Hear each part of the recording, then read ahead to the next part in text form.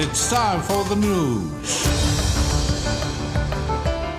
Finance Minister Al-Aziz Fayed has said during the 15th edition of the BRICS Summit held in the South African city of Johannesburg that Algeria was among the first countries to plead for a new and fairer world economic order. The Military Council in Niger has said it will authorize the armies of neighboring Burkina Faso and Mali to intervene in the country in the event of aggression. And former United States President Donald Trump has surrendered himself to authorities in the state of Georgia, where he faces criminal charges related to efforts to overturn the 2020 elections.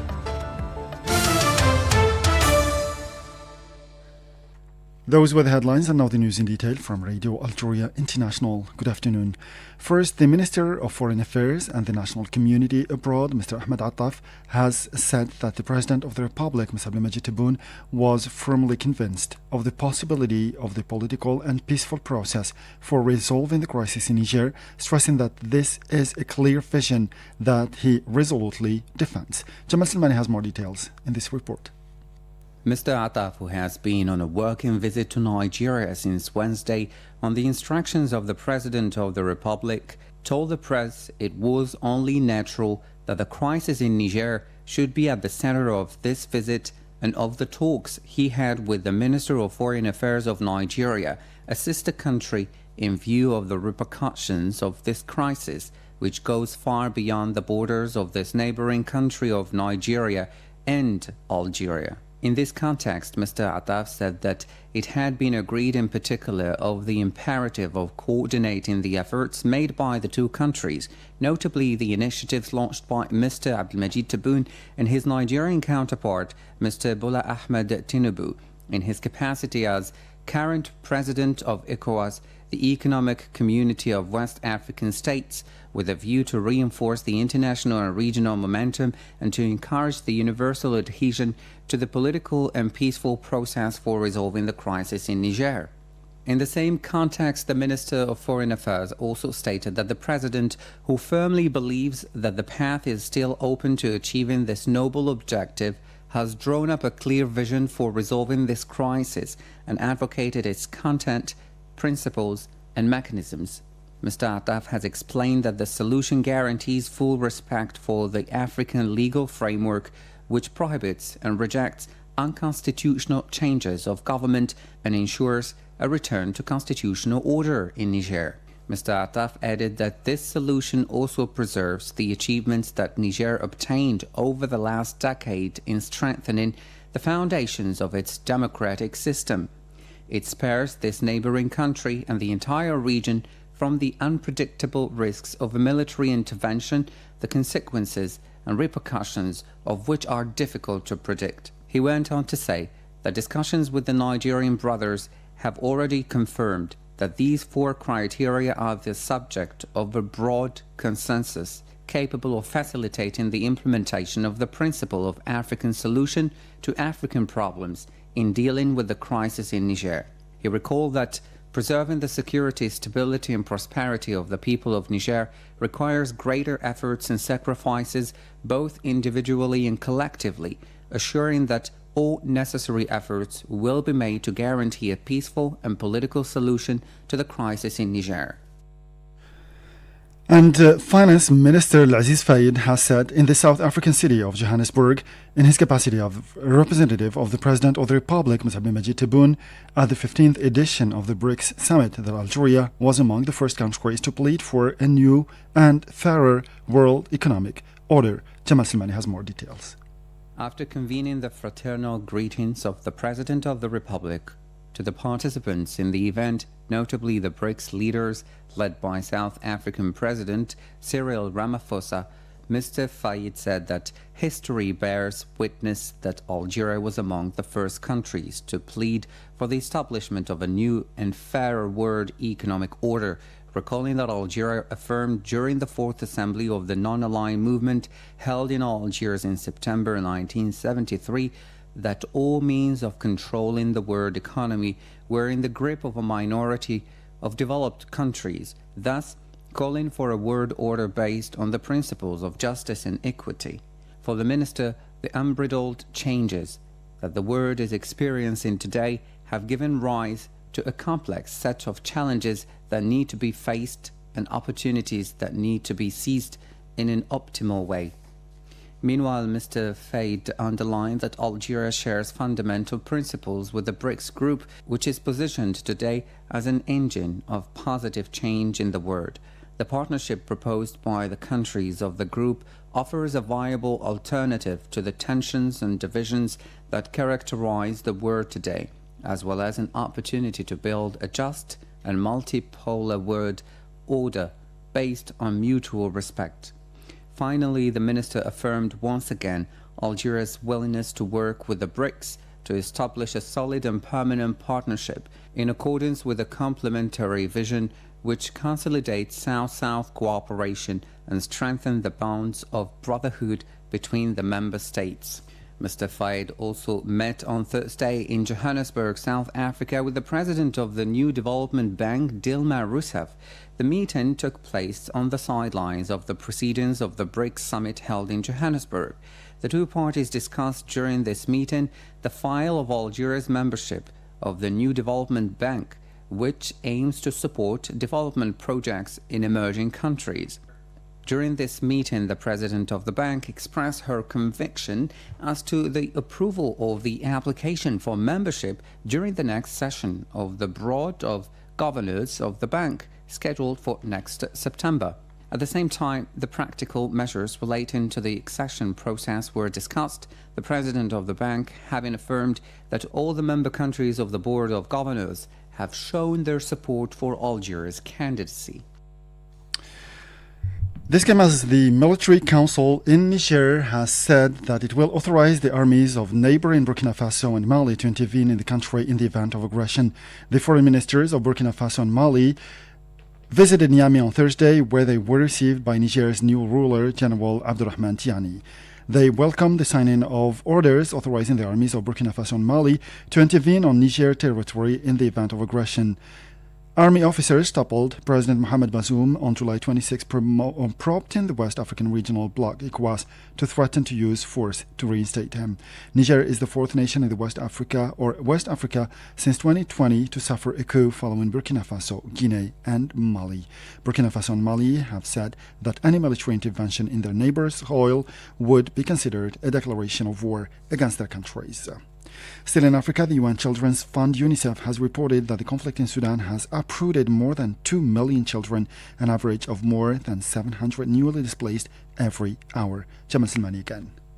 Fighting between the Sudanese army and military rival, the Rapid Support Forces, which erupted in April, has displaced 1.7 million children within the country, while more than 470,000 have fled across the border to safety. UNICEF country representative in Sudan, Mandip O'Brien, said given these numbers and that countless more children are trapped by the violence, the urgency of their collective response cannot be overstated. UNICEF continues to call on the warring parties to prioritize the safety and well-being of children, ensure their protection, and enable unimpeded humanitarian access to affected areas. The agency recently warned that currently 14 million children in Sudan are in dire need of humanitarian support, noting that many of these boys and girls are facing multiple threats and terrifying experiences every day. UNICEF added that with the beginning of the rainy season, many houses have been destroyed by floods, displacing growing numbers of families. Moreover, the rainy period raises the risk of disease outbreaks such as cholera. The UN agency is urgently seeking $400 million over the next 100 days to scale up support in Sudan. And former United States President Donald Trump has surrendered himself to authorities in the state of Georgia, where he faces criminal charges related to efforts to overturn the 2020 elections. The Republican leader flew down from his residence in Bedminster, New Jersey, to appear at the Fulton County Jail on Thursday afternoon, less than a day ahead of his deadline to surrender. Once inside, he was swiftly booked, a process that required Trump to have his mugshot taken, a first in U.S. presidential history. As he left the airport in Atlanta, Georgia, Trump issued a brief statement to reporters denying wrongdoing and reiterating that he had the right to challenge his defeat in the 2020 elections. He also turned the allegation of election meddling against the prosecutors, accusing them of trying to derail his 2024 bid for the presidency. Trump is just one of 19 people charged with the Georgia election case, which allegedly the existence of criminal enterprise to override his defeat in the 2020 presidential race.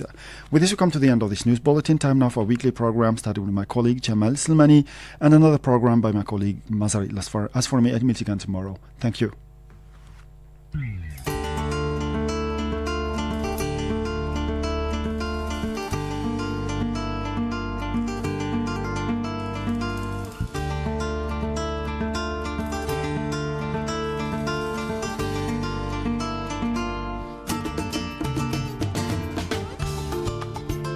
During summer, forests offer numerous activities that allow you to connect with nature and enjoy the great outdoors. In today's program, we will tell you about some of the best forest activities to consider.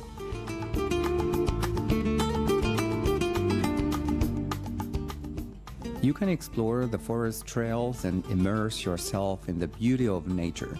Hiking allows you to appreciate the flora and fauna, breathe in the fresh air, and get some exercise. You can also set up camp in a designated area and spend a night or more in the forest. Enjoy the serenity of the surroundings, build a campfire, roast marshmallows, and sleep under the stars. Forests are home to a wide variety of bird species. Grab a field guide and go bird watching. You might spot colorful songbirds or majestic raptors.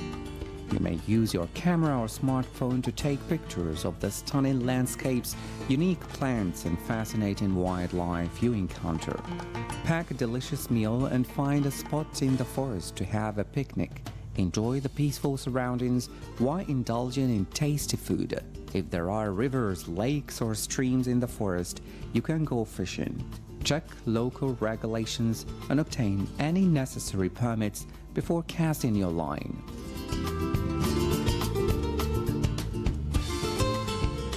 Remember to follow any rules and regulations in place to protect the forest and its inhabitants. Always prioritize safety and respect for nature while enjoying these activities, because protecting the forest during summer activities is crucial to ensure its long-term health and sustainability.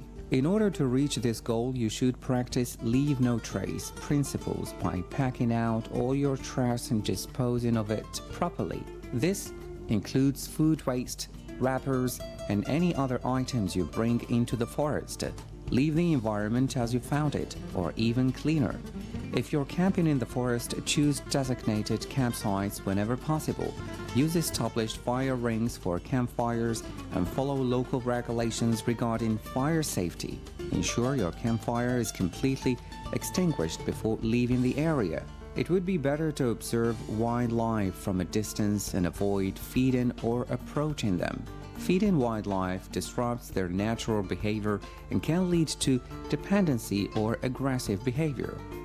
If you bring your pets to the forest, keep them on a leash and under control at all items. Pick up their waste and properly dispose of it.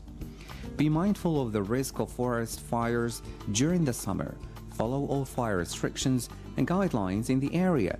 Never leave a campfire unattended and make sure it is fully extinguished before leaving. By following these guidelines, you can enjoy your summer activities in the forest while minimizing your ecological footprint and helping to protect the natural environment for future generations. In Algeria, nature education plays an essential role in promoting environmental awareness and conservation. Algeria is home to several national parks and nature reserves, such as Tassili Najer National Park, Taza National Park, and Gouraya National Park. These protected areas provide opportunities for nature education through guide tours, interpretation centers, and educational programs. Non-governmental organizations in Algeria actively promote nature education and environmental awareness. One notable example is the Algerian Association for the Protection of the Environment and Sustainable Development, which focuses on raising awareness, organizing environmental campaigns, and conducting educational activities. The Algerian education system incorporates environmental education into the curriculum at various levels. Concepts related to environmental protection, biodiversity, and sustainable practices are taught in subjects such as biology, geography, and civic education. Nature centers and museums in Algeria offer educational exhibits, interactive displays, and workshops on topics related to the country's flora, fauna, geology, and ecosystems. For instance, the National Museum of Natural History in Algiers showcases exhibits on Algeria's biodiversity and provides educational programs for visitors. Educational institutions often organize field trips to national parks, nature reserves, or ecological sites to provide students with hands-on experiences in nature. These excursions also allow students to learn about local ecosystems, observe wildlife, and understand the importance of conservation.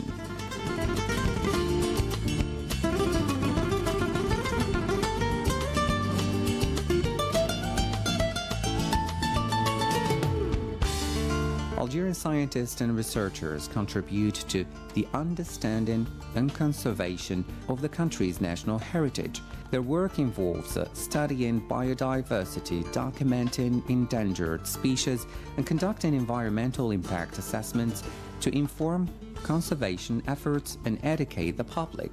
Ecotourism initiatives are emerging in Algeria, offering visitors opportunities to explore the country's national wonders while promoting environmental education and sustainable practices. These initiatives often involve local communities and aim to raise awareness about the value of preserving natural resources.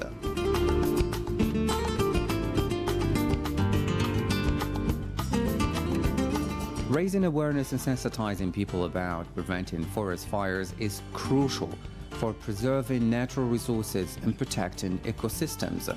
Remember, consistency and continuous efforts are essential for effectively sensitizing people to prevent forest fires.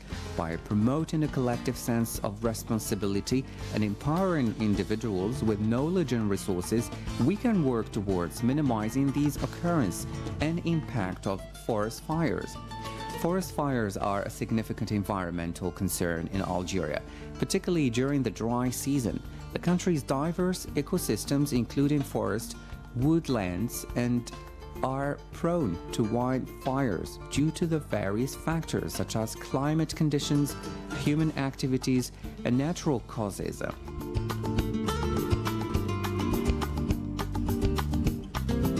Forest fires in Algeria are often caused by a combination of human activities and natural factors.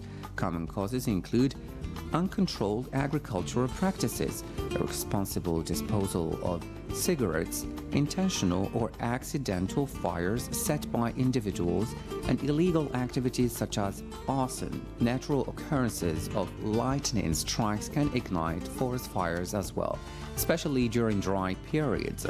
Forest fires have severe consequences for Algeria's ecosystems and biodiversity. They destroy vegetation, disrupt wildfire habitats, and contribute to soil erosion. The loss of forest also affects water catchment areas, exacerbating the risks of floods and reducing water availability in affected regions.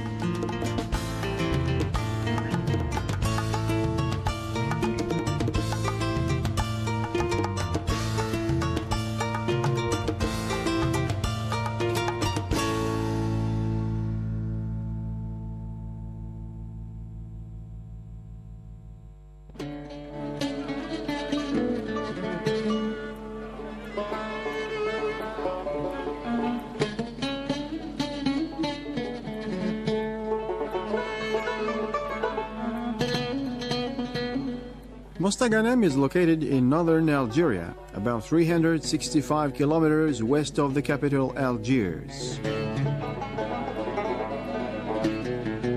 It enjoys a strategic geographical position and regional influence thanks to its important trading port and communication network linking the city to several wilayas or provinces.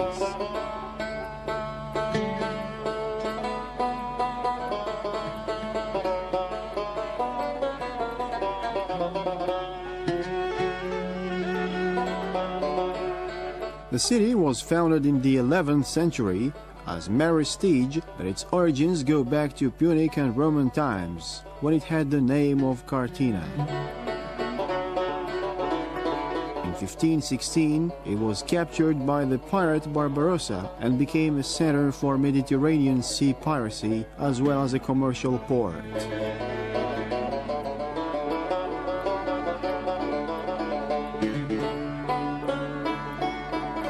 By 1700 it had come under Ottoman rule, and in 1833 the city was taken by France and a garrison was established there until Algeria's independence in 1962.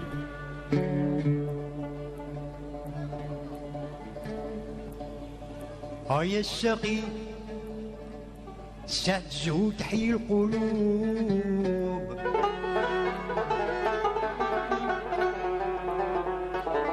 يا السقي ستزو تحيي القلوب وتعالج من يكون مكوي بالشوق بحالي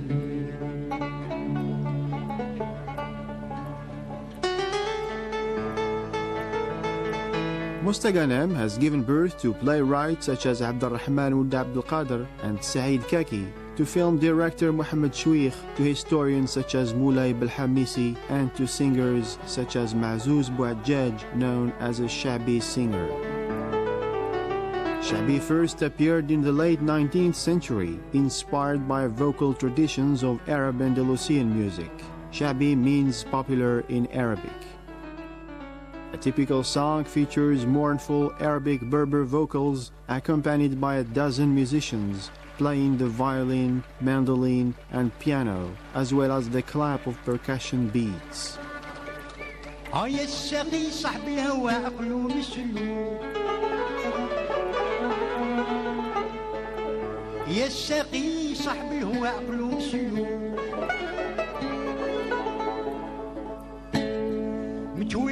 With as its themes love, loss, exile, friendship, and betrayal, Shabi is part of a deeply conservative tradition, and its lyrics often carry a strong moral message. Mazouz Bouadjadj was born on January 16, 1935 in Mostaganem.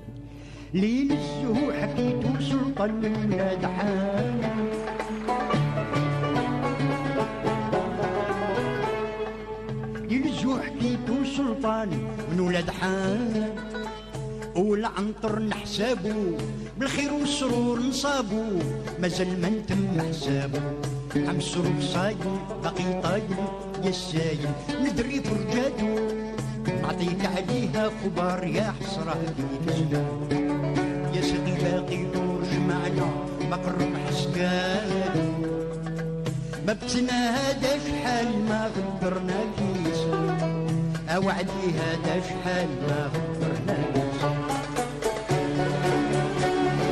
As early as 8 years old, he made his first steps to music and learned to play the flute and the mandolin.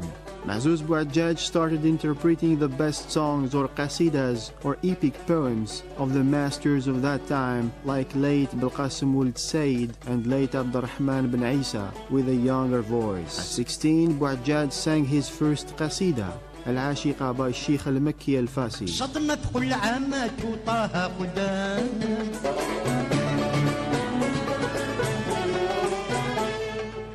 صدمت كل عامات وطاها قدام إلا قدمنا وطاها صعبة جبلها وطاها الخير فرشها وطاها نقمل في البلاصر فيها حصر في العساكر مادام حياته ما يتعداش حدودها من دون الرقبان يا ساقي باقي مش معنا مقرن حسكايا ما بتنادى شحال ما غدرنا كيس اوعدي هذا شحال ما غدرنا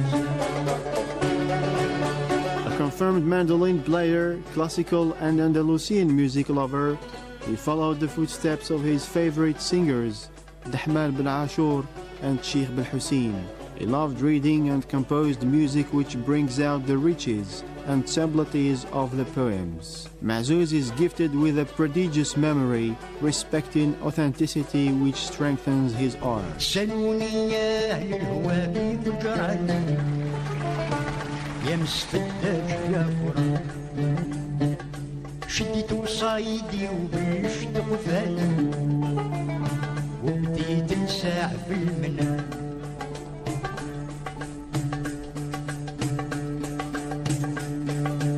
من رقادي والفياق ضو طفالي نسمع الدق في الرصاص قلت من هو يدق في التلت التالي والليل ليال والظلام لحت غطايا وقمت مفوض الليالي ورميت يدي على الحساب سميت وزدت باسم الحي العالي